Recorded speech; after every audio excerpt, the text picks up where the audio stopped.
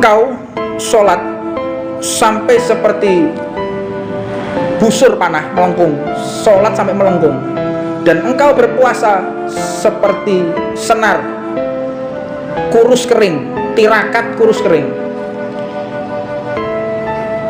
tetap ibadah tersebut tidak diterima oleh Allah kalau kita memakan sesuatu yang diharamkan oleh Allah Subhanahu wa Ta'ala. Jangan sekali-kali, jangan mencoba-coba. Ini bahwa la anta ja'al, lebih baik, lebih afdol, fika, di dalam lisan kita, turaban khairun, engkau masuki tanah daripada engkau masuki makanan yang diharamkan oleh Allah Subhanahu wa Ta'ala. Lan taj'al fi fika turaban khairun laka min an taj'al fihi ta'aman haraman, daripada engkau memasukkan makanan yang diharamkan oleh Allah Subhanahu wa Ta'ala. Man iktasaba malan min ghairi hillah, barang siapa seseorang memperoleh harta, fasilitas, segala sesuatu, harta benda, fa in tasaddaqa, kemudian ia menyedekahkannya, lam yuqbal minhu, maka Allah tidak akan menerima pahala tersebut. Ini banyak pertanyaan. Wa in anfaqa minhu lam yubarak lahu fihi, dan apabila ia membelanjakan untuk memberikan kepada orang lain, maka tidak akan ada barokahnya.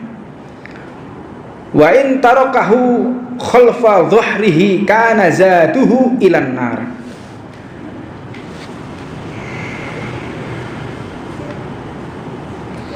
Dan apabila dia memperoleh harta kemudian dia wariskan kepada anak-anaknya, kepada orang lain, maka pasti harta tersebut akan menjadi bekal ketika nanti dia di neraka. Faliyadu billah min dalik.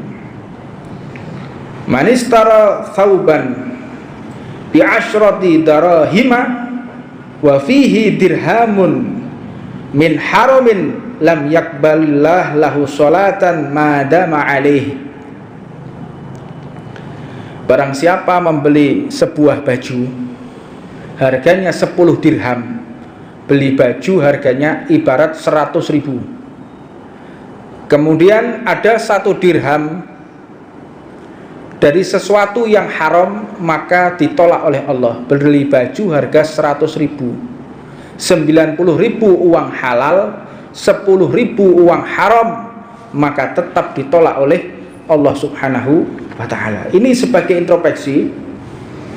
Kalau kita berdoa kepada Allah tidak kunjung untuk dikabulkan, introspeksi dari baju kita yang kita kenakan ketika bermunajat, yang kita kenakan ketika berdoa ini mungkin terkontaminasi dengan sesuatu yang diharamkan oleh Allah Subhanahu wa Ta'ala.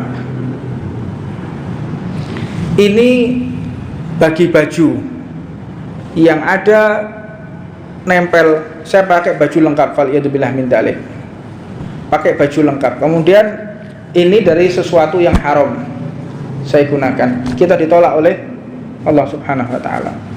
Bajunya mulai dari imamah, pakai sunnah, pakai siwak, semua lengkap,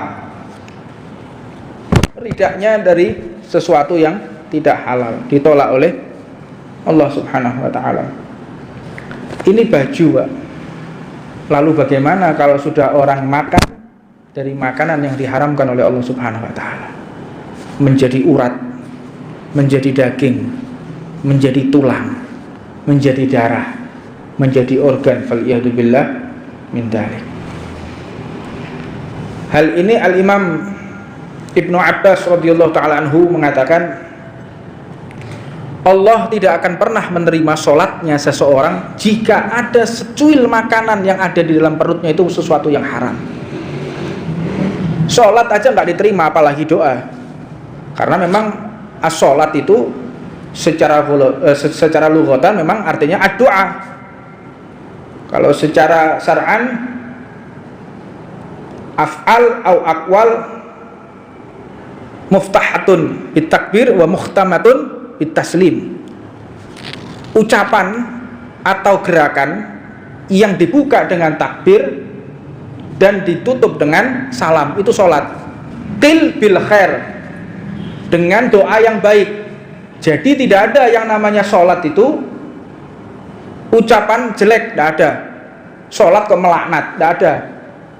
Allahu Akbar, sholat isinya satem, melaknat, misuh, tidak ada. Qil bil khair itu sholat. Dan semua sholat pasti dibuka dengan takbir dan ditutup dengan salam. Nah, kenapa sholat dikatakan takbiratul ihram? Takbir yang haram. Takbir tapi haram. Apa maksudnya? Karena sebelum takbir semuanya dihalalkan oleh Allah, dibolehkan oleh Allah, tapi ketika takbir menjadi haram, maka disebut sebagai takbiratul ihram.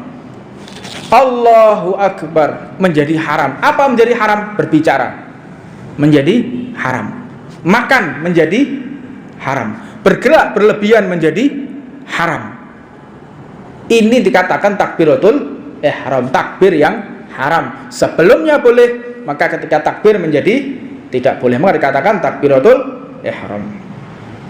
Nah, dalam kesempatan lain Sayyidina Ibnu Umar radhiyallahu taala anhu mengatakan,